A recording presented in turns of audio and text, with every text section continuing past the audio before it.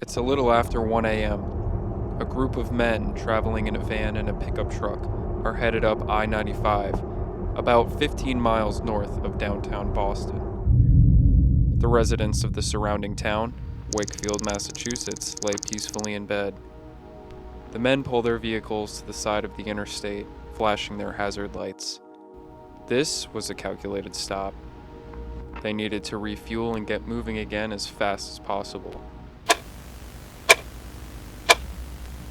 A Massachusetts state trooper notices the stopped vehicle's hazard lights. He decides to pull over to see if any assistance is needed. After exiting his car, he approaches the vehicles to see a group of men in the process of refueling their cars with gas cans. But they weren't just civilians in need of help. The officer was shocked. There were 11 men dressed in military fatigues and body armor, with AR-15s and shotguns slung over their shoulders. Some had sidearms strapped to their hips and body cams on their chests. Wakefield was in for a long day.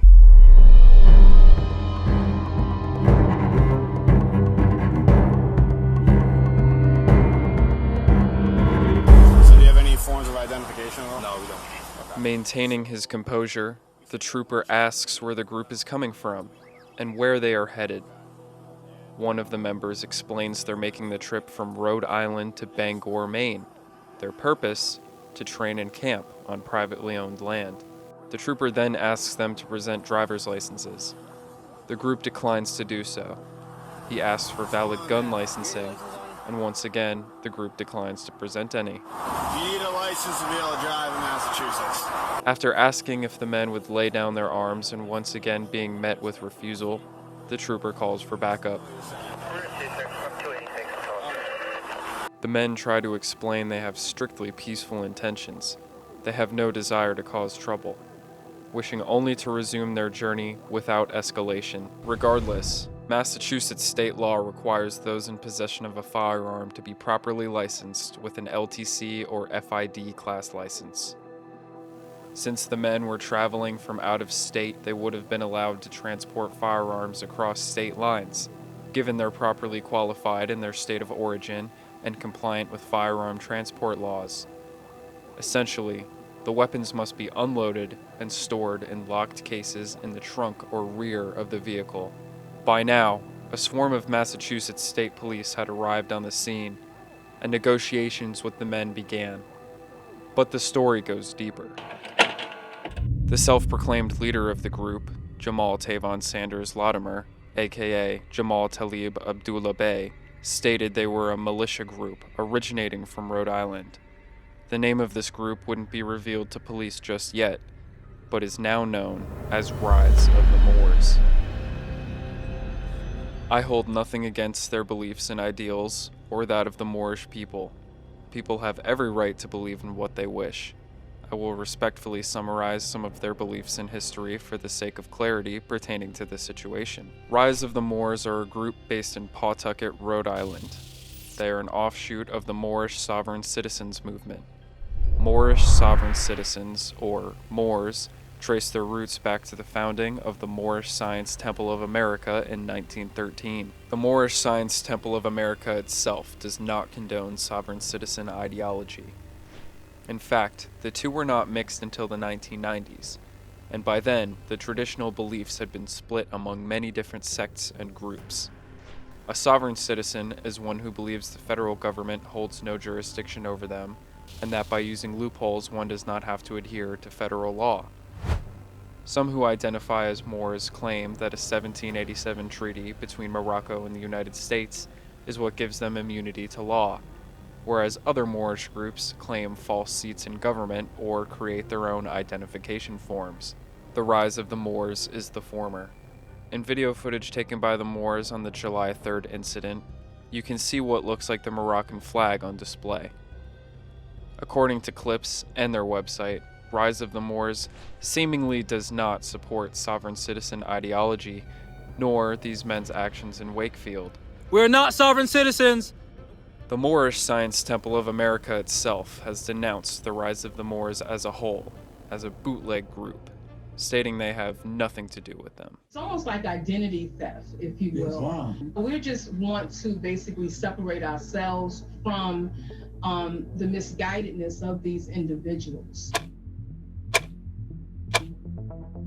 At just around 4 a.m., Jamal Talib Abdullah Bey began live streaming with his phone to YouTube.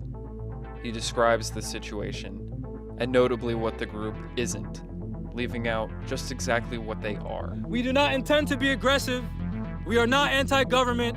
We are not anti-police. We are not sovereign citizens. And we are not black identity extremists. Here we can hear another member reference the Moroccan Treaty. We're here with our nation's flag and they're violating foreign treaties. And then directly after state. We're not U.S. citizens. We're Americans. American nationals.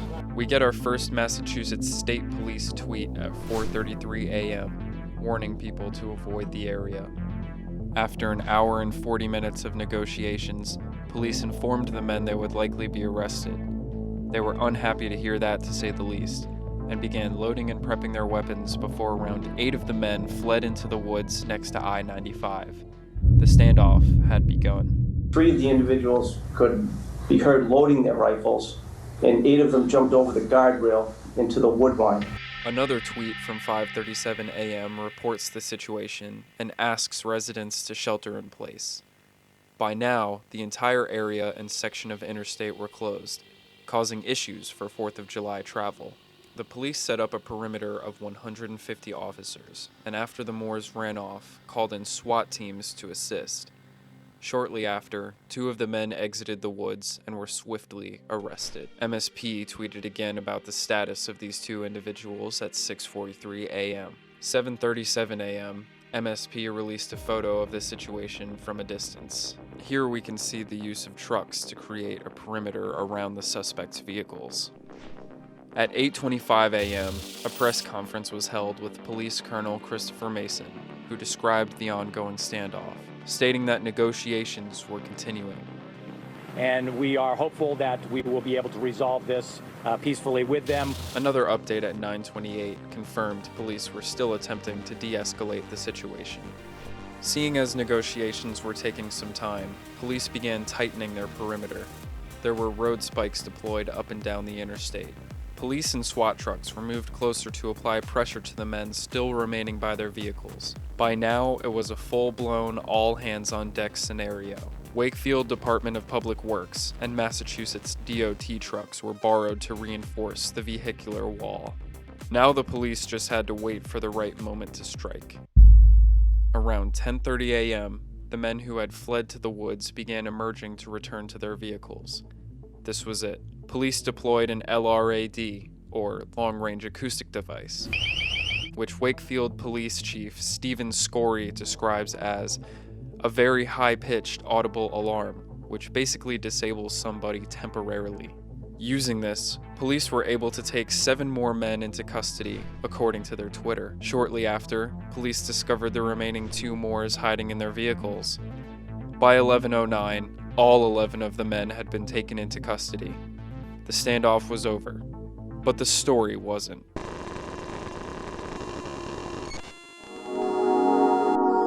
Nine of the 11 men were identified, with ages ranging from 17 to 40.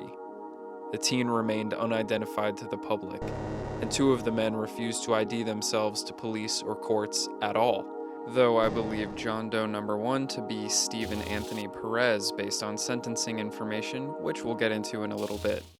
After the arrest, police searched the vehicles with warrants. On top of what the men were carrying, they found 3 AR-15s, a bolt-action rifle, a semi-automatic shotgun, 3 semi-automatic pistols, 2 drum magazines, a plethora of 30-round magazines for the rifles, and a myriad of ammo in different calibers. Each member of the group was charged with unlawful possession of a firearm, unlawful possession of ammunition, use of body armor in commission of a crime, possession of a high-capacity magazine, improper storage of firearms in a vehicle, and conspiracy to commit a crime. Hernandez, Johnson, Dow, and the unnamed teen were also charged with giving a fake name to police. Initially, the group was held on a $100,000 bail each at Militia House of Correction, but after various courtroom disruptions, it was revoked as they pended dangerousness hearings. The unnamed 17-year-old was released to parental custody. Nearly all of the others waived their rights to an attorney, choosing instead to represent themselves. Quinn Cumberlander, 40, said he was a foreign national and denied a defense attorney and the court's jurisdiction. Robert Rodriguez, 21, wanted another defendant to be his attorney against the advice of the judge. Another unnamed defendant told the judge he was a free Moor and waived his right to counsel before allegedly having to watch court proceedings on Zoom due to his constant interruptions. Are you entitled to rejudge? To tell me whatever it is that you feel. If you continue to speak, understand you're in the act of committing treason. Are you entitled to rejudge? Yes or no? The group's self-declared leader, Jamal, said, But I cannot be charged with these things.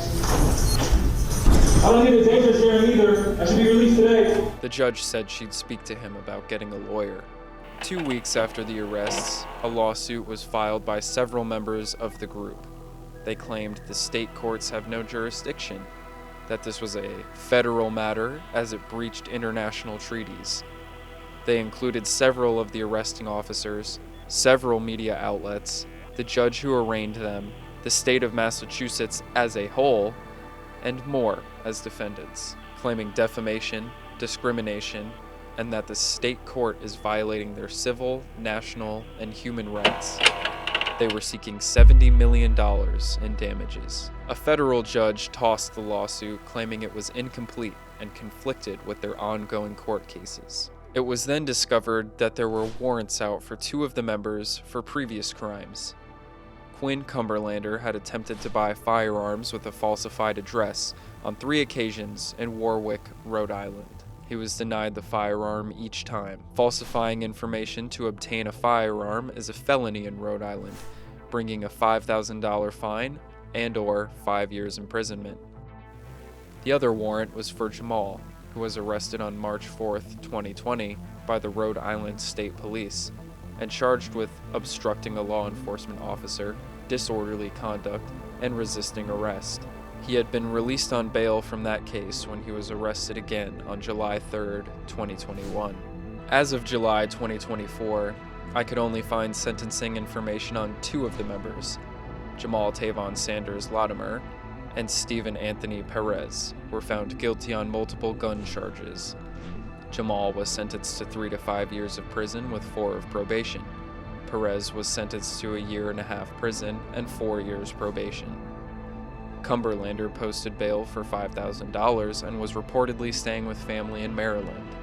According to the Bangor Daily News, 9 of the members posted bail. Multiple lawsuits have been filed by Rise of the Moors members, but seemingly all have been thrown out. 3 members of the Moors sued Massachusetts State Police after driving from Arkansas to support the Rise of the Moors. Their car was towed and they were arrested. This was because their gray 2014 Toyota Camry didn't have registration, a license plate, insurance. None of them had driver's licenses. They were carrying high-capacity firearms and ammo without a license, and they knowingly gave fake names to police. In their lawsuit, they claimed police indulged in human trafficking, deprivation of rights, extortion, genocide, and financial, emotional, and time-consuming inconveniences, and they were seeking the golden number, 70 million. This lawsuit was thrown away too. The Moorish Science Temple of America maintains its disdain and distance from the group. All I can say is I'm glad the Wakefield Standoff remained just that and did not escalate to violence.